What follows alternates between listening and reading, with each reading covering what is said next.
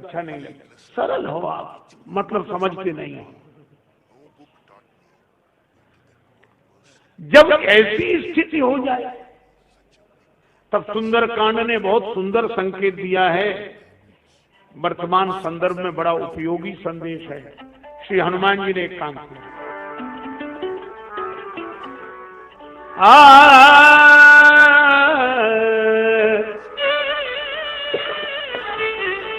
मुट्ठी का एक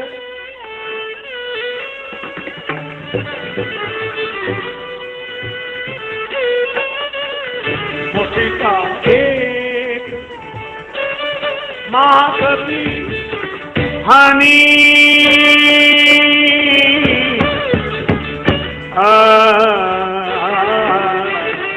मुट्ठी का एक महाकवि हनी मुट्ठी का एक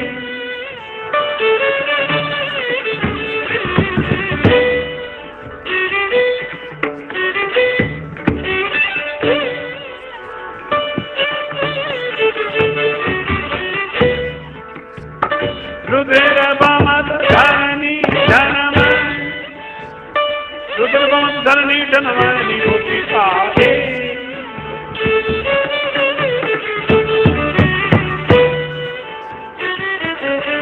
महाकवि हनी रुद्र बमत धरणी धनमणि मुट्ठी का एक मुट्ठी का एक मुट्ठी का एक। श्री हनुमान जी ने एक मुक्के का प्रहार किया। बस यह संदेश क्या है? मुक्के का, मुष्टि का, मुट्ठा। अब ऐसे तो हनुमान जी के हाथ में गदा है, तो मुट्ठिका का अर्थ वह भी और वैसे भी मुष्टि का। अच्छा, गदा भी ऐसा शर्त है कि बिना मुट्ठी बांधी चलता नहीं। इसका अर्थ यह है कि अपने हाथ में तरह तरह की उंगलियां हैं और सब अलग अलग प्रकार की। ये छोटी, ये बड़ी, ये सबसे बड़ी, ये उंगली अलग, अंगूठा अलग। पर जब मुष्टिका बांधते, चाहे गदा पकड़े, चाहे मुक्का बांध कर किसी पर प्रहार करें, तो ये सब इकट्ठे हो जाते हैं, एक हो जाते हैं। तो जैसी उंगलियां हाथ में अलग अलग हैं, 5 हैं, सब अलग अलग हैं, इसी तरह समाज में भी अलग अलग तरह के लोग होते हैं। कोई छोटा, कोई बड़ा, कोई बहुत बड़ा, कोई ऐसा, कोई अंगूठे की तरह अलग अलग। लेकिन जब समाज में ऐसी स्थिति उत्पन्न हो जाए कि हमारी विनम्रता को कायरता समझा जाए, हमारी सरलता को बुद्धूपन समझा जाए, हमारी महानता को मजबूरी समझा जाए, जब ऐसा होने लगे कि दुरुपयोग होने लगे हमारे सद्गुणों का, उस समय सारे समाज को इकट्ठे हो जाना चाहिए। यही मुष्टिका बंधने का संकेत है। सब इकट्ठे फिर प्रहार करो। मुश्किल तो यही है, इकट्ठे ही तो नहीं हो पाता। अच्छा, एक बात और है, समझदारों की सबसे बड़ी बुराई एक है। समझदारों सब गुण अच्छे होते हैं, एक ही बुराई है, ये कभी संगठित नहीं रहते। अच्छा, बुरे लोगों की सबसे बड़ी अच्छाई एक है, ये कभी अलग नहीं हो सकते। बुरे लोग बराबर संगठित रहेंगे और महाराज प्रतिभावान कभी इकट्ठे नहीं रहते। हम लोगों की हानि होती इसीलिए क्योंकि हम सब प्रतिभावान हैं, इसीलिए तो इकट्ठे नहीं हैं। विशेष तो हैं पर परेशान भी विशेष हैं। क्यों? अच्छा, आप देखो, शराबियों में इतना प्रेम होता है, जुआरियों में, गांजा भांग वालों में देखो आप, पता ही लग जाए कि दम लग रही है, उसमें ही लगता है कि दम मिल गई। महाराज आप चलो, हम आ जाए थोड़े से, ढूंढ लेते। अच्छा, दिन भर चाहे अलग अलग रहें।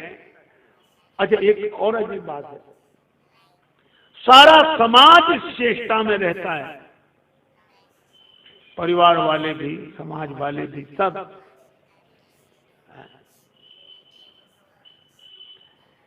कि ये अलग अलग हो जाए। अच्छा, बोलो शराबियों को रोज डांटा जाए, खबरदार जो वहां गए उनके पास, वो पिट लेते हैं, गालियां सुन लेते, शाम को वहीं मिलते हैं। एक जुआरी दूसरे जुआरी के बिना नहीं रहेगा, एक शराबी दूसरे शराबी के बिना नहीं रहेगा। अच्छा, ढूंढ लेते हैं। ढूंढने का तरीका भी बड़ा अजीब है। एक आदमी अफीम खाता था, दूसरा और मिल गया, तो बोले एक काम करो। क्या? बोले किसी ऐसे को तलाशो ताकि उससे